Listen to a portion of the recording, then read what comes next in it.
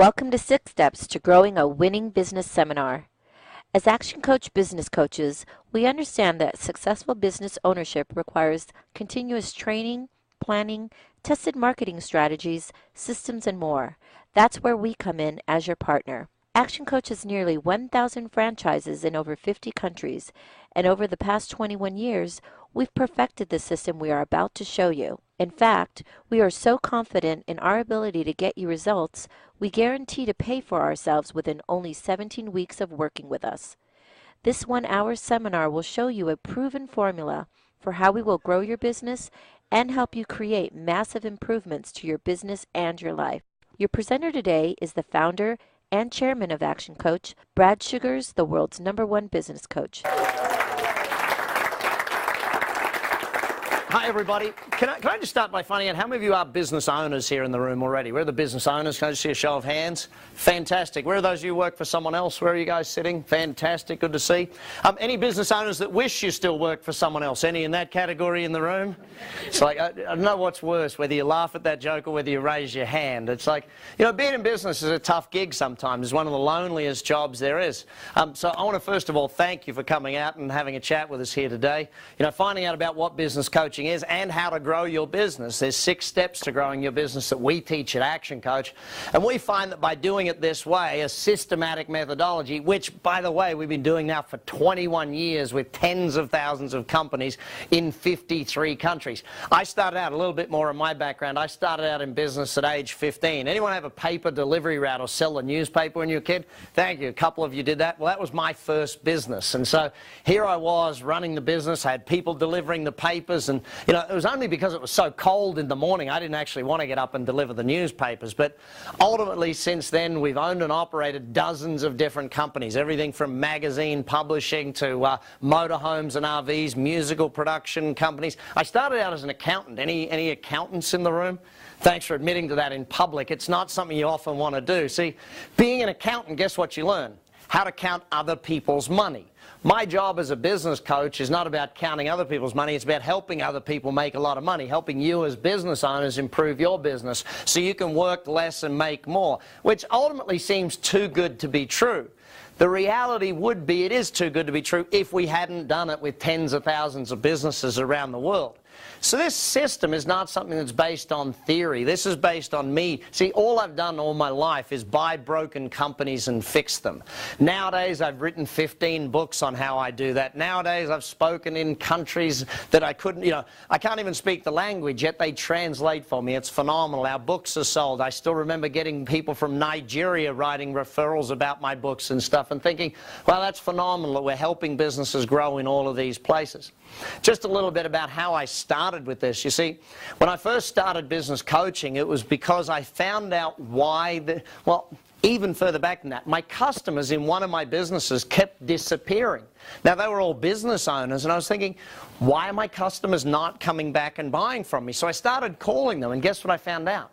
They weren't there anymore. They weren't even in business. Subsequently, what I've learned over the years is that 80% of businesses fail, and so many of them do it in the first year or 2 years, to the point where now it became my absolute passion and desire to change the way business operates, to change what happens. Because when you understand how many businesses go bankrupt on a day-to-day basis, how many business owners are struggling on a day-to-day basis, to even pay the wage of their staff, to make payroll each month, it's killing a lot of business people.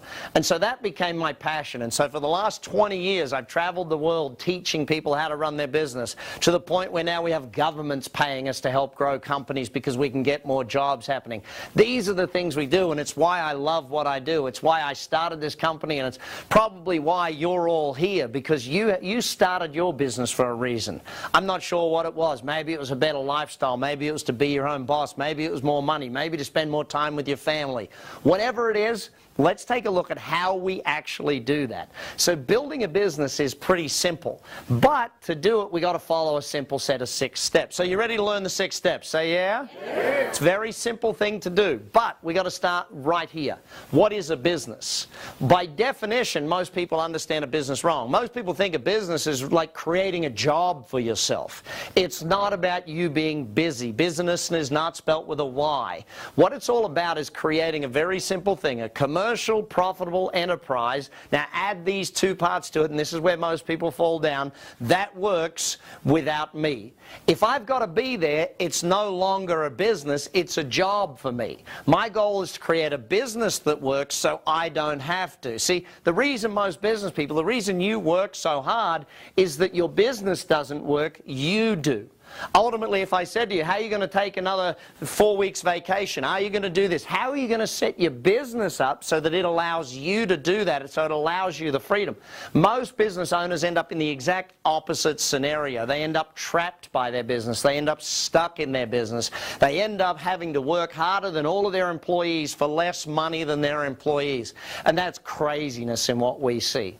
The way we teach it at Action Coach, the whole aim of this is to get the business to work so you don't have to. See, if I could reduce your hours each week, if I could cut back the number of hours that you are actually working, would that be a good thing? Yes or no? Yes. How much would you want to cut it back? And that's an interesting point. Do you know how many hours a day or week you actually want to work? Versus most business owners who, they just keep working as long as it takes, as long as it takes. They don't have a plan to get themselves out of it.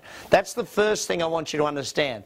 This system is a methodology to get it so the business works so you don't have to. And that's the ideal point behind it. So, let's take a look at the 6 steps.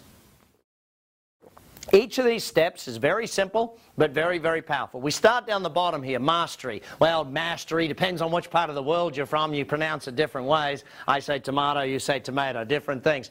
You know, being an Australian, it's funny, my accent's understood in about half the world, and the rest of the world's going, what is he saying again? You know, but it's an interesting one. Being Australian, we understand that lifestyle is why you go into business. Building a business for the whole lifestyle aspect. So this mastery is where we got to start, though. We start at the basics. We've got to get the absolute fundamentals right. Now, the aim of this is to eliminate chaos in a business. How many of you ever found that the business runs you, you don't run the business? Anyone in that scenario? Working too much, doing too many hours, doing that? You know, it's a point where we have to change that sort of thing. So our idea is to get rid of the chaos, get rid of the putting out fires, get rid of the reactive methodology of running the business and get proactive about the business where you run it, where you're actually in control of this thing. Stage 2, once we've got the stability from mastery, is about cash flow. Most businesses struggle with cash flow. You know, most businesses are not making enough money to really grow at a rapid rate. If they had a lot more money come in, they could grow faster. They had the cash flow to do it. So here what we're doing is about creating a predictability of cash flow. When we say the word niche, what we're looking about here is the marketing side to your business. Now, if I ask the average business owner these 2 questions. First question, how many pages are currently, in fact, you might like to write it down, how many pages are in your current written documented marketing plan? Write the number down for me. It's probably a fairly round number for most of you, isn't it? You know, the reality of when I ask that question for most people is it's a pretty simple question, but most people don't have an answer other than 0 pages or 1 or 2 pages.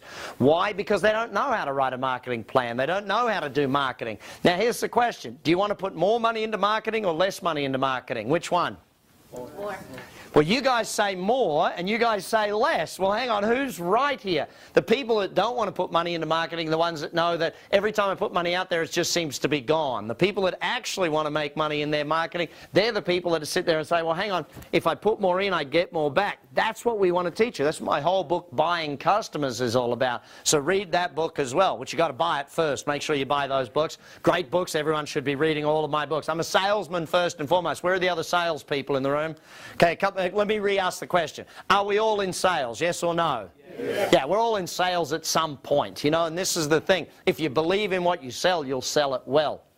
So, we have to get the niche right, the marketing. Predictable cash flow has to be a part of our business day in and day out. Then we got to go to efficiency. This is where we build in the systems within the company, the leverage. Leverage by definition is more with less. If we build in the systems, if we build in the efficiency, what it does is it buys us back our time. You know, one of the biggest challenges of business is that there's no systems in place, so therefore you've got to work a lot of hours. You've got to do all of the extra work. There's no one else can do it. If you've ever said, or in fact think of it this way, how many ever said this statement, no one can do it as good as me, or if you want a job done, you've got to do it yourself. You know, those sort of statements. Why? Because there's no systems running your business. You're running it yourself rather than using the systems to run the business, and that's a very important point. Then we get to the team side of things. Now you've got to structure a team for the growth, for the future growth. This isn't just about having people on the bus, it's about having the right people on the bus to grow the business. Because ultimately, you're not going to be running the business. If you're running the business, then it's still just a job for you. Ultimately, your goal is to get it so that the business works so you don't have to. So does that mean you're going to need better quality people, higher trained people, you know, excuse me, people with all of the skills to grow the business, not just to keep it running. And that's an important aspect to it. This isn't about just running the business, it's about growing the business. Now ultimately there, when we build that team into place, it's about putting someone else in charge, a CEO, a general manager, someone else to run the business on your behalf, so that you can then focus on the growth side of it, the synergy. This is where you turn this thing into multiple locations. It's where you might franchise it or license it or open it across the world, open it across the state, the country, wherever it is that you want to trade. It's about looking at getting great results with the business, but it's about getting there through building the business as something that works without you and then multiplying it across different markets. Often this is where we get passive income coming in from the business. See, ultimately, if you build the business right, it works so you don't have to. Ultimately, if you build the business to a point where it works so you don't have to, guess what? Now your income comes in whether you get out of bed or not. Imagine, like I know for me, one of my restaurants, I literally only visit the restaurant to eat or have a beer every now and again. That's it. You know, I don't go in there to run it, I don't go in there to see the management team, I don't go in to do the accounts, I don't do anything. I literally only visit. To the point where the other day I went in there with my family and my daughter came up to the front counter and the young lady on the front counter said, "Hi, have you got a reservation?" And my daughter looks at me, "Dad, shouldn't we tell her that you own the place?" I said, "No, kid, that means the business is running well if they don't know we own the place." You know, that's ultimately the point. Now you might want them to know you own the place just for fun, but ultimately, it's about getting a business to work so that you don't have to. So let's take a look in a little more detail about some of these areas. Once the business has got to that point, it's now time for you to go and look at other businesses. And that's a whole other aspect. If you read my Billionaire in Training, it's about how to buy, build, and sell companies, about what to look for. You know, that's ultimately a different game for entrepreneurs to play. Sometimes, though, you've got to get the first one running first so that you can get to the second, so you can get to the third. Number one, destination mastery. Do you need to know where you're going in order to get there, yes or no? Yes. So if I ask the average business person, and I won't put anyone on the spot in this room, but if I was to ask the average business person, show me the goals of the business, show me the, you know, where it's going, what's the vision, what's the ultimate end point of the business, where are you going, what's the goals for the next 90 days, what are the budgets for the next quarter? If I was to ask the average business owner all of those questions, what would my answer be? See, the silence of all of you is exactly what the answer is in most cases. Because most people don't have a destination written down. You know what most people have, you know, when they first started in business, they were very excited and it was like, let's go and do this and achieve that and do all these wonderful things. Now we get to a point where most of them, you know what they actually care about? Can I just pay the bills this week? You know, and that's one of the worst things. If your only goal is to just pay the bills, then guess what you're going to achieve? Just paying the bills. Nothing more than that. So make sure you understand what it is you're going, where you're going, the destination. How much easier do you think it is by finding the destination if you have a coach sitting there with you, helping you decide where you're going to go, asking you the right questions about getting you there? That's what coaching does, is it has someone from the outside looking in. One of the funniest things, I know there's some husband and wife teams here in the room, when we sit with a husband and wife team and ask them, hey, what do you want out of the business and what do you want out of the business? And the two of them want two entirely different things. That, by the way, there's some interesting talks that night at home, I'm sure. But the point of it is that we help you get clarity on where you're going with the business. What are your goals? What do you want it to be valued at? What revenues do you want it to be doing? What are the profitability you need it to be doing? How many days a week do you want to work? How many vacations or what type of holidays do you want to take each year? These are important questions that you need to know for yourself and for your business. By the way, there's no use setting business goals and then personal goals. One of the things we always look for is, what are your personal goals, and let's build a business to suit that, okay? Second area of mastery, the money side of it. Well, excuse me. Would it be an interesting thing if I told you that, well, put very simply, most people in business aren't very good at keeping a track of their numbers? Would that astound anybody? No, it wouldn't astound anybody. The challenge, though, is if you don't know your numbers, then how are we going to make any decisions? If you don't know your numbers, how do we actually grow the business? So oftentimes we've got to get people back in charge of the money of their business. Because until you're in charge of the money, how do we make decisions on how we actually will reduce an overdraft, or how much stock or how much inventory we've got in the business? Which inventory is selling, which isn't, where the highest profitability is, so we know what items to sell and what items to not really focus on. You know, these are some of the aspects of it. How are you compared to industry benchmarks? These are some real big challenges and some big questions that business owners need to ask. How many of you are starting to get a point here that maybe some business owners aren't acting like owners? Does that make sense? It's like a lot of business owners, they're acting like employees in their own business. They're so busy doing the work in the business. Like, I was chatting with a lady just a few weeks ago, a hairdresser. What do you think she does all day, every day in her hairdressing business? Cut hair, doesn't she? So who's running the business? This is the simple question. No one's running the business. You know, she's cutting hair all day, and here's the real interesting point. She was quite upset when we discussed this, because she said, Brad, I don't take home any more money than any of my staff. They take home about the same amount of pay I do. I said, well, hang on, you do the same job as them. Why do you believe you deserve more? She said, well, I own the business. I said, yeah, but you're not acting like an owner. You're acting like a hairdresser, an employee in your business. I'm going to get you doing the business side of it as well as the hairdressing side. Build the business, not just the job of the business. Then we got to look at the time area of the business. So if we want to get great productivity out of people, do we need to know how to manage time? Yes or no? Guess what? You can't manage time. You can only manage people. Time doesn't stand still.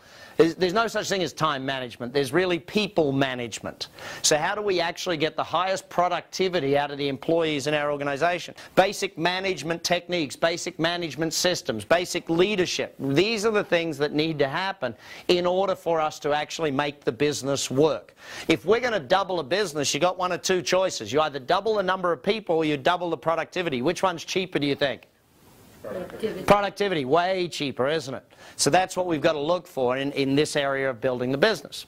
Then we've got to look at the delivery aspect. You know, are your customers getting their product or service on time? You know, regular delivery, is it happening well? Are they getting it with good customer service? The basics of doing it. Like, I was with a restaurant owner just a few weeks back, and he's sitting there telling me how his restaurant's struggling and all this sort of thing. And I said, well, hang on, let's just watch and see how well the people are delivering or getting their product or service. So we tried some of the food in his restaurant. You've all seen those TV shows where they fix restaurants. What's one of the biggest problems? The chef thinks they got great food, but what do the customers think? Not great food. You know, so that basics of delivery, whether it's about time of delivery, level of service, how it's doing, we've got to get that stuff happening as well. Once you've got those four areas there, now it's time to move to marketing. Why wouldn't we move to marketing before that? This is a really tough question for some people. If you do marketing before you know your numbers, does that make any sense? No, what are we doing? Selling more of stuff that we're not making a profit on? Doesn't make sense to do that stuff. So we're going to then move to the thing. So when we look at it, we call it a niche. Now, what's my definition of a niche? That there's no what competition? Everyone know? Price. So what's the deal with that? Why are most businesses competing on price? Because there's nothing unique about them. There's nothing different about those businesses. If they don't have a uniqueness, what do they got to compete on? Price. But that being said, how simple is it for a business to stop selling on price? Well, let's do this. Let's say you're calling someone to buy new tires for your car, okay? You call them up, want new tires for your car. What's the first question you're going to ask? How much for what's the price for tires for this type of car?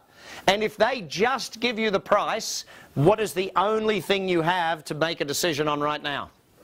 Price. So we've got to teach people how to not focus on price. We've got to teach salespeople. We've got to teach the marketers how to focus on value, how to focus on things. What's one of the fastest ways you can kill a business? It starts with D.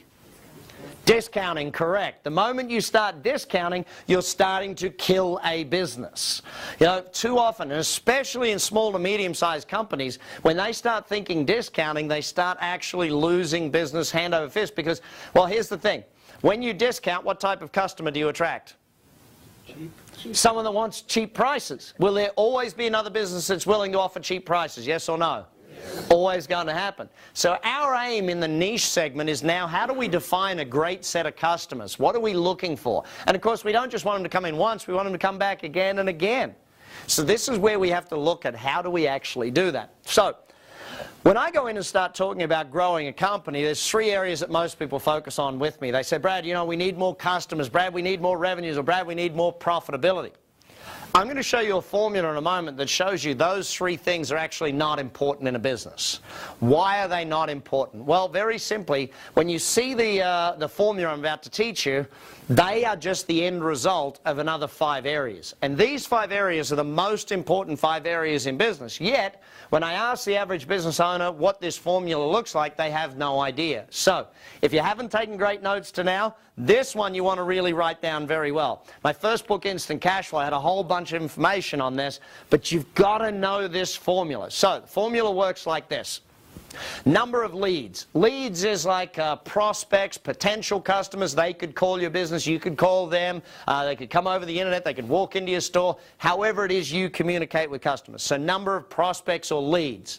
We then multiply that by your conversion rate. That is the percentage of those that could have bought to the percentage of those that actually do. So 10 people called your business today and only 2 of them made a purchase, your conversion rate's 2 out of 10 or 20%. Now, if you don't know those numbers, how do you improve them? Any sports fans in the room? How many stats do they keep in sport? All of the stats. Why do they want to know their numbers? How come?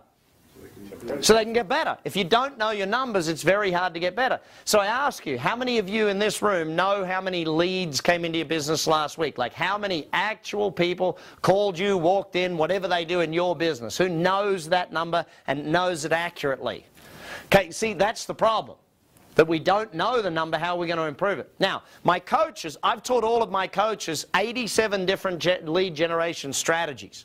So there's 87 different methodologies to bring leads into a business. Average business, how many different ways do they have leads coming in, do you think? 5.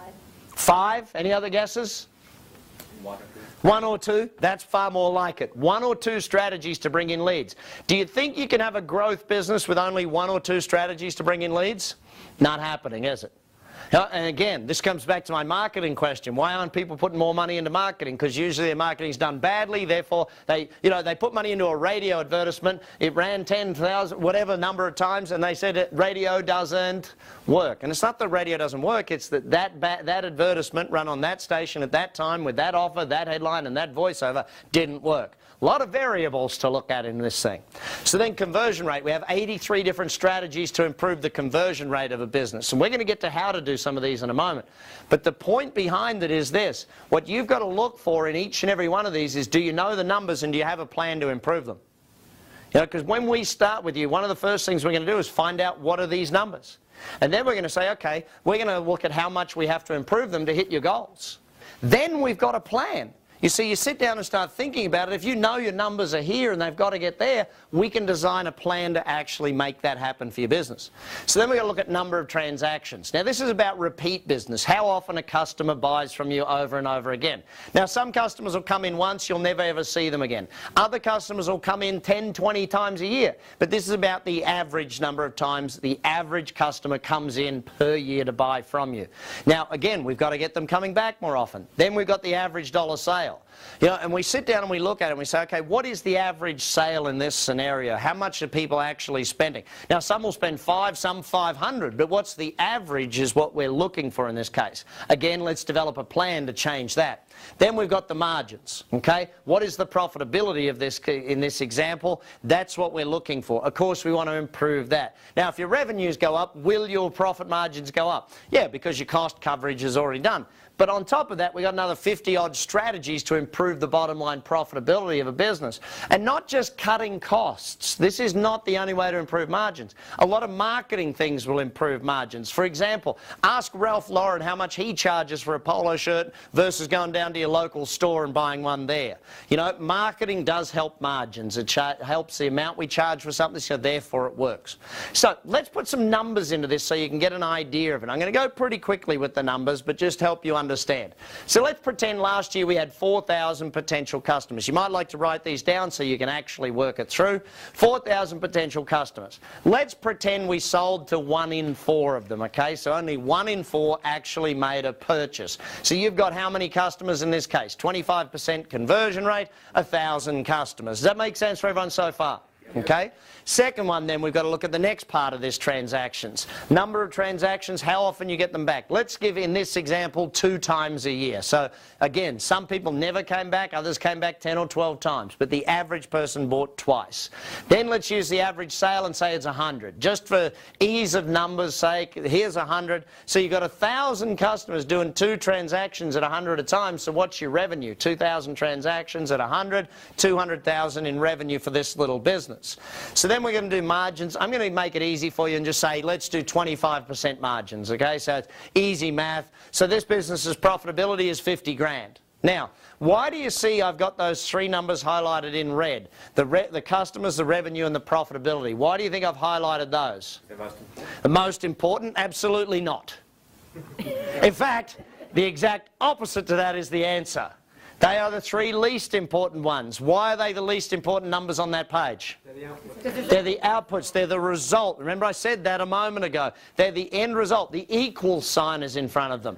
So the 5 numbers we actually need to know, the 5 numbers we actually want to work on are leads, conversion, transactions, average sale, and profit margins, okay? So these are the things that we've got to look at in a business. Now, at Action Coach, we have an advantage over most people because we have like 80 here, 70 odd strategies there, 60 odd strategies there, and another 50 odd strategies there. So all up 280 odd strategies to improve the bottom line to work with business. How many of those strategies most business owners know? Very few. Why? They're hairdressers. They're cutting hair all day.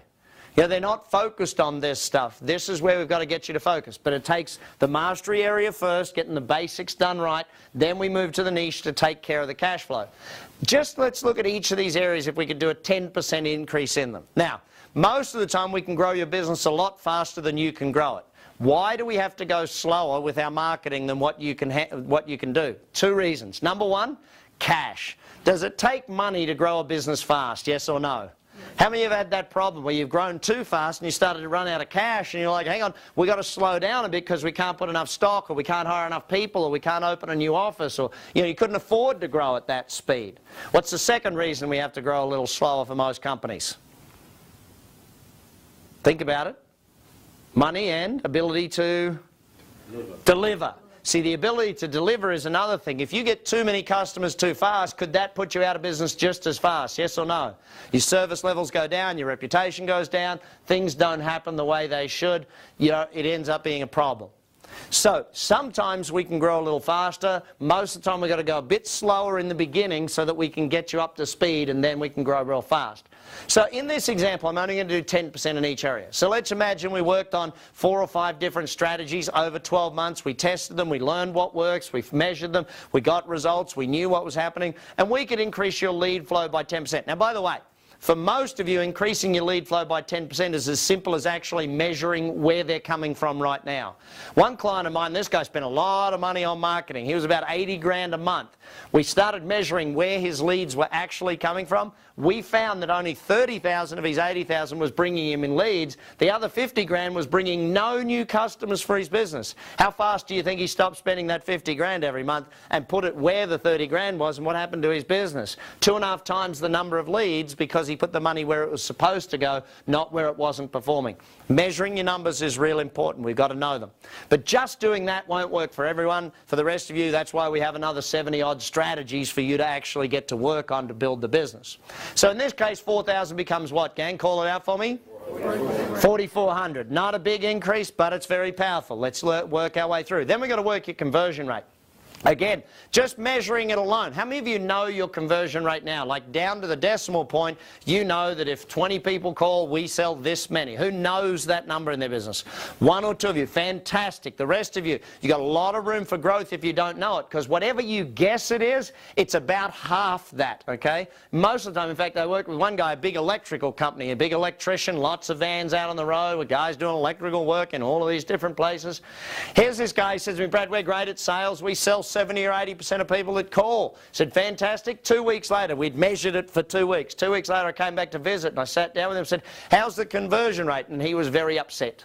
I think, in fact, he was ready to fire all of his staff at that point in time because he was spending a lot of money on advertising and bringing leads into the business, but they were only converting 17%. Now you think about that, that means more than 4 out of 5 leads are just burned. When they call up, they don't convert them into a sale. We've got to measure it. But then again, we've got another 80-odd strategies to improve the conversion rate. So if we took a year, do you think we could get 10% better in your conversion rate, yes or no? Yes. Yeah, especially if we measured it and knew what was happening and did all those things. So in this case, 10% more than 25 is what, everybody? 4,400. So, sorry, hang on. This one here, the 25%, not 35, it's 10% better. I don't want 10% more, just 10% better. I should have worded that properly. So in this case, we go to 27.5. So I've already done the math for you. That gives you 1,210 customers, 1,210 customers in this case. Then we're going to work on your repeat business. Now, simplest one of all of repeat business. How many of you, raise your hand if you've done this. Did every customer you've done business with in the last month even, just the last month, get sent a note that said, hey, thanks for buying from us, we really appreciate you buying? Who's done that? Okay, again, room for improvement here, gang. Lots of room for growth. My challenge with each and every one of you is that all of these things have got to happen if you want the business to grow. Give you a simple example. One company sent me a beautiful thank you card. It was a restaurant. I ended up becoming their best customer because my waiter sent me a handwritten note saying, hey, thanks for buying from us. We really appreciate it. Love to see you back again soon. If you need another booking, please call me, your waiter, Phil. He became known to me as Lucky Phil because that guy got good tips. But the point of it is, what are you doing to get your past customers back? How many of your past customers have ever said to you, hey, I didn't know you sold that, or I didn't know you could do that? Lots of them. Why? Because they don't know what else to buy from you. In fact, how many of you at least have a database, a list of all of your past customers, their names and addresses and emails? There must be a bunch of you with that. Okay, great. Keep your hand up if you still write to them at least every 90 days and ask them to come back and buy more often. Keep your hand up if you do that. Okay, so most of you are not doing that. You've just spent all that money getting that new customer, getting them to come to you. Doesn't it make sense to know their name and address and get them to come back more often? So even if all we did was 10% better. By the way, I was in, where was it? Ireland. In the north of Ireland, there's a guy raised his hand. He said, Brad, can't possibly get more repeat business out of my customers. And I said, why is that? And he said, because I'm in the funeral business. It's like, okay, buddy, yeah, you got me, you got me. But actually, I got him back because I said to him, hang on a sec, who's the customer, the dead person or the family? He said, well, the family. I said, good. Any of them ever going to die? He says, yes, it's good. Keep in touch with them. You know, actually, I had a realtor argue with me. I was just up in Milwaukee, and this realtor said to me, well, Brad, hang on a second. If I write back to my customers, it's not worth it. They only buy a new house every 3 to 7 years. I said, well, hang on, let's do the math. I'm suggesting you write back to them every 90 days. That's 4 times a year. What's it cost to send a letter? You know, $1, £1, €1, wherever you are in the world, it's going to cost you like 1. So here we are, $4 a year, 7 years, $28. Is that a pretty good investment to get a customer back? Yeah, and this is the challenge I have with a lot of business people. They spend all the money trying to get new customers and forget, what about keeping the past ones coming back? So number of transactions, in this case we go from 2 to just 2.2, 10% better. Then we're going to work your average dollar sale. This one's pretty easy. If you just measure this one, it will go up. Or you do the McDonald's lesson. What does McDonald's ask you? You go and order a burger and they say, would you like fries with that? You know, they ask you if you want the fries, and 3 out of 10 people say yes to that question. I was working with a group of lawyers, and lawyers are real funny, teaching them sales. And here I am teaching sales to lawyers, and I'm like, well, what's your would you like fries with that question? And they're like, I don't know, I'm not sure, da, da, da. And in the end, I said to them, listen, why wouldn't you just ask it? Well, actually, let's do a test. Raise your hand in this room right now if you either don't have a will or the will you have needs updating. Raise your hand if you're in that category. What do we got? 50, 60% of the room. So I said to this group of lawyers, why wouldn't you just ask everyone, by the way, does your will need updating? One guy takes me seriously. His firm made millions of dollars that year by asking that silly little insidious question. You know, you've got to understand, though, these are strategies that work if you work them. The problem for most businesses is the business owner is so busy doing this and doing that and putting out fires and taking care of things that we don't get across the line of doing this stuff. So even if, in fact, one of the biggest strategies or the simplest strategies to improve your average dollar sale, guess what it is? Raise your prices. You know, most business owners, in fact, who's the most scared person in any business to raise their prices? The owner is always the most scared person. How come they think, oh, I'll lose a customer? Da, da, da. Look, the reality of business is very few customers are solely focused on price. Most customers are focused on value. So we've got to look at that sort of thing. How can you add value to them rather than discount, rather than try and be the cheapest? How can you actually get good quality customers that'll buy long term? So in this case, we're going to work on your average sale. If any of those ones don't work, we've still got another 60-odd strategies to improve the average dollar sale in your business. So if over 12 months we work on this, do you think 10% increase is pretty reasonable, yes or no? Yeah, so we got 10% increase there. So of course what we've done is increase the revenues by 10%, haven't we? Yep. Haven't we? Yes. Thank you. No, tricked you. It's actually not 10%. It's 10% times 10% times 10% times 10%. That gives us a $292,820 in revenues in this business. That's a 46% increase in the revenue because of the multiplying factor in this example. See, and then we got to, and where are my accountants again? If we had a 46% increase in revenue, has profits gone up? Yes, they have. But let's pretend we had to use some of the other 50 strategies to improve the profit margin in this business, and that takes us just 10% better again, 27.5. Now we got a take home of $80,525.50. That's 61% improvement in the bottom line of the business. Actually, how many of you would like a 61% improvement in your bottom line in the next 12 months? Say yeah. Yeah. In fact, how many of you would like to have a bottom line in the next 12 months? Anyone in that category? You know, it's one of these things, gang, that when we sit down and look at it, if we're so busy cutting hair or whatever your business does, we don't work on this stuff. And by not working on it, we have the problems. Now, what if your business could do 15% in each area? Or up to 20%, or 10 in some areas, 15 or 20 in other areas? What would be the improvement in your business over the next 12 months? So can you understand how coaching pays for itself? See, at ActionCOACH, we're one of the only coaching companies in the world that A, we do business in 53 countries around the world, but B, not only that, we guarantee what we do, because we pay for ourselves by using these strategies. So that's what happens in your business when we do this stuff. Now, once we've got the niche worked out, then we've got to get to the systems, the leverage aspect of the business. Remember our definition of a business, a commercial, profitable enterprise. That's what the marketing does. Now when we get into this side, it's a commercial, profitable enterprise that works, okay? This is where the systems come into the business. We've actually now got to systemize. Why do we want to do systems, by the way, after marketing? Because systems cost money. If you don't have good marketing in place, you're not making enough money to pay for the systems to be developed. And also, you don't have enough volume to really need the systems in place in most cases. So, let's take a little look at systems. When we sit down and take a look at it, most of the time with systems, what we're thinking about is a very simple premise.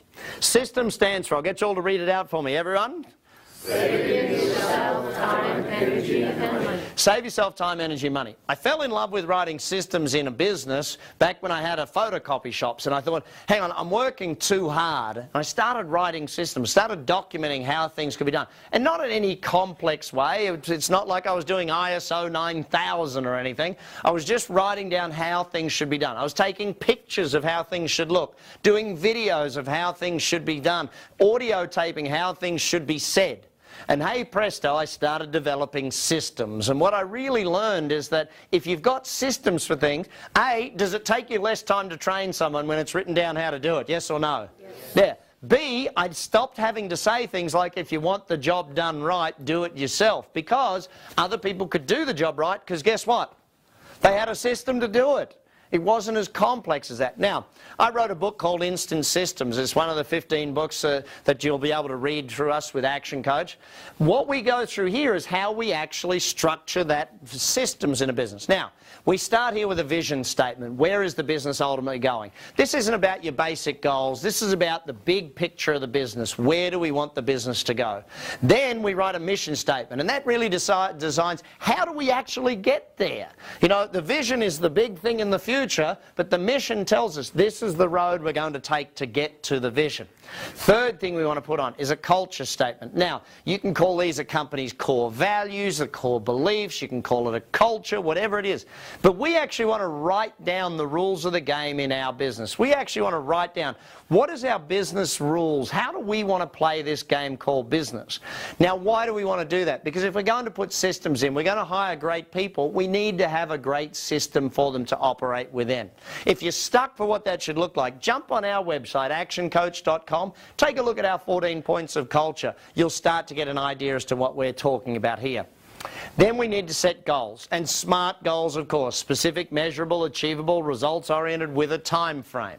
Okay, so SMART goal setting. We want to set goals for our business for the next 90 days. We want to set it for the next year, the next 2, 3, 4, 5 years.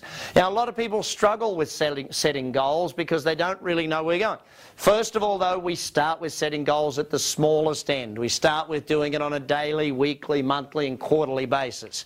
Then we can stretch to annual goals. Then we can stretch. Too often I see people say, well, you know, you've got to set a 5-year goal and then you can work backwards. Well, a lot of businesses struggle to set a 5-year goal because, hey, that's a long way off in the future. I really don't know where I'm going to be next week. How the heck do you expect me to know where I'm going to be in 5 years' time?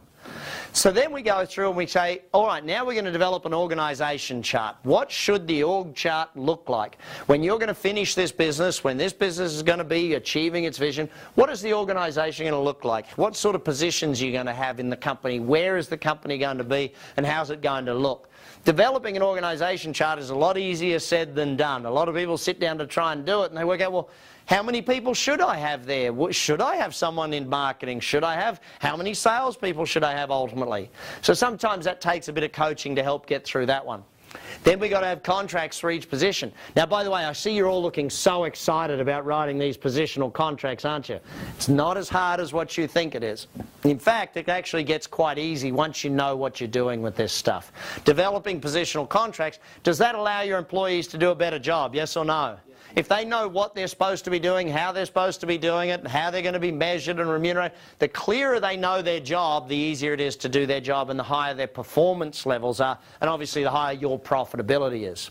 Then we go to key performance indicators. Every position, every department, every part of the company needs to have some sort of a measurement to say, this is how we know when you're doing a good job. This is how we know when you're performing at a high level. We've got to measure those things. Then the how-to part of the system. Notice we haven't got to the how-tos until point 9 in this. This is why most companies, when they go to put systems in place, they fail. Because they haven't done the groundwork to get the systems to work. What's the use of writing a system if someone doesn't know it's their job to do that part of the system? What's the use of having a how-to manual on something if someone doesn't realise where it fits within the organisation chart? You know, these are some of the important aspects of writing systems that come first, so ultimately we can get to those how-to systems. And then finally we develop management systems. You know, a lot of the time when people want to leave their business, the reason they can't leave is there's no other management in place. If we develop great management systems, great reporting systems, great meetings, great ways of managing our people, ultimately we get a phenomenal job happening through those systems. So finally then we want to get to the team side of it. So remember back to our definition of a business. Business is a commercial, profitable enterprise that works, guess what?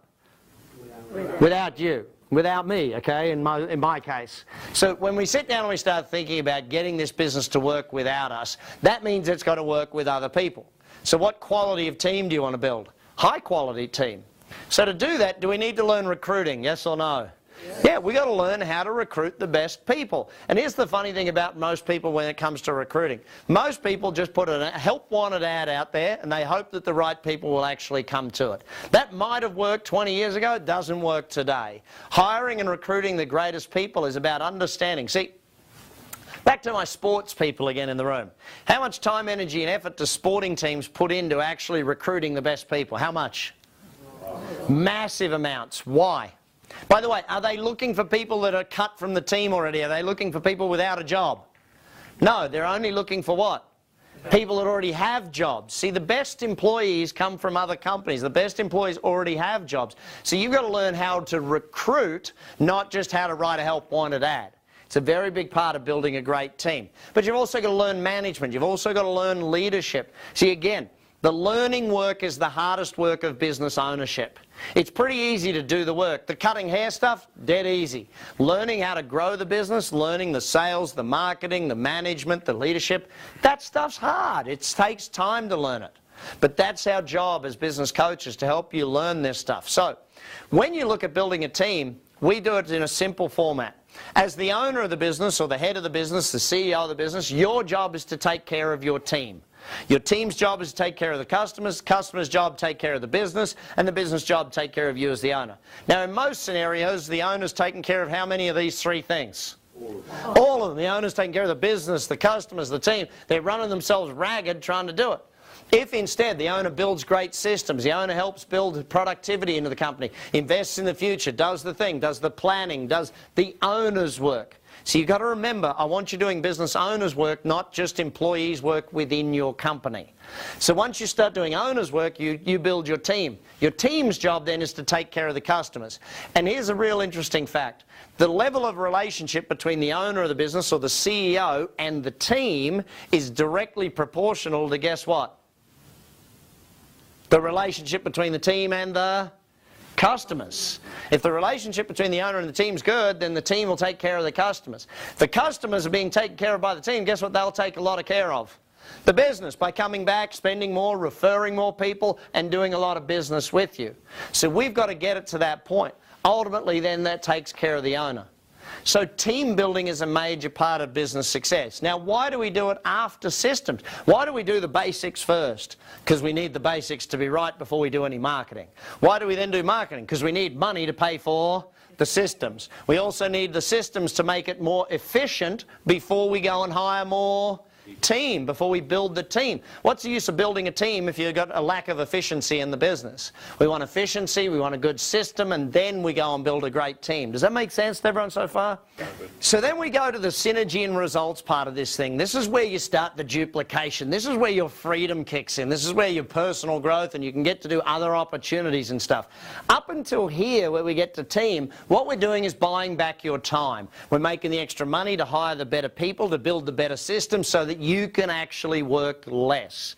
Most of you understand this it's very simple. If you had better systems and better people, would you be working less? Yes or no?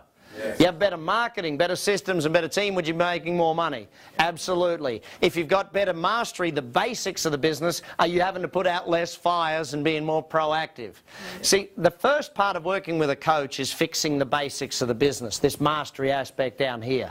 Once you've got the basics fixed, then it's time to do the fun stuff, and sometimes fixing it'll take a month or two. Sometimes it takes 6, 12, even 18 months to get a business fixed. It depends on how badly you've messed it up, I guess, determines how long it takes to do that. Now, ultimately, then we go to the niche, and that could take 3, 6, 12 months. It could even take 2 years to get the marketing stuff right. Depends on how good your marketing is today and where you're at with it today. But then we go on to the systemization. Again, another 3 to 6 months, depending upon where you're at. Maybe bigger if you're in a bigger business. And then we go to the team building. Again, another 3 to 6 months. It takes time to do this stuff. A lot of people think that, hey, I'm looking for the silver bullet in business. I'm looking for that one idea that's going to save the whole thing. The reality of business is that you don't double a business with one idea. One idea doesn't add 100%. But 100 ideas that add 1%, this is how you double a business. It's the small changes along the way. This little small change, this little small change, they add up to massive change within the business. So Richard Branson, probably one of the most famous entrepreneurs worldwide, the Virgin brands, all of these things, he said it very, very simply. If I can, and this is the thing, what if I teach you how to run one business, can you then go and buy another business and do it again? If I teach you how to run a business, you can run as many of them as you want. You can run bigger ones than the one you're currently running. You can add zeros and upgrade to a bigger business, a better business than the one you're in. You know, but it's the learning of how to run the business that is what takes the time. The challenge is we didn't all have different jobs. We didn't have jobs in sales and marketing and all of these things to be trained by other people how to run our business. So we had to learn it along the way. One of my greatest mentors, Jim Rohn, a very, very smart man. I was 16 years of age when I went to his first ever seminar, and pretty sure it changed the course of my life, in the Brisbane City Town Hall. And I was sitting there as a 16-year-old, probably the youngest person in the room, taking notes hand over fist. But the two things that he said that stood out to me most. Number one, he said, never wish your life were easier, wish that you were better. See, don't wish business was easier, become a better business person. You know, don't wish that this thing is going to change, because it's not. It's just going to get harder and harder if you keep going down the same road. The reality of business is that the reason businesses keep disappearing is that the owners don't keep learning how to change and grow with the way the market is. Is business getting easier or harder out there? Which one, gang? Harder. There's more and more people wanting to compete with you. The economy gets tougher and tougher. There's more red tape. There's often more taxes, all of this sort of stuff. That doesn't mean we shouldn't do it, though. It means we should learn how to do it better and how to do it more effectively. Second thing Jim Rohn said, work harder on yourself than you do on your job. Now, I translate that to work harder on yourself than you do on your business. See, if you become a better business person, what all of a sudden happens? You build a better business. It's not rocket science, gang. This is a pretty easy way that we need to actually think about it. Building a business is not that hard if you know how. The challenge is how you're going to learn it. You're going to read all the books, or you're going to go and do courses. Most of you don't have the time for that. But do you have time to meet with a coach every week? Do you have time to have someone work with you every single week? For most of us, the answer is yes. You know, I put it very, very simply. Where you get to in 5 years' time depends on the people you meet, the books you read, and the action you take. If you want to do the best decision you can, make a big decision. Take a big step. But working through the 6 steps is a very clear, systematic methodology. You know what a lot of business owners find when I show them the 6 steps? For the first time, they now actually have a plan how to get their business to work without them. For the first time, they now actually know how to make the business work so they don't have to. That's ultimately the goal. That's where we want you to get to, and that's why I started Action Coach. Hopefully you'll join us, and hopefully you'll understand how powerful these systems are for growing your business. Thanks, everyone.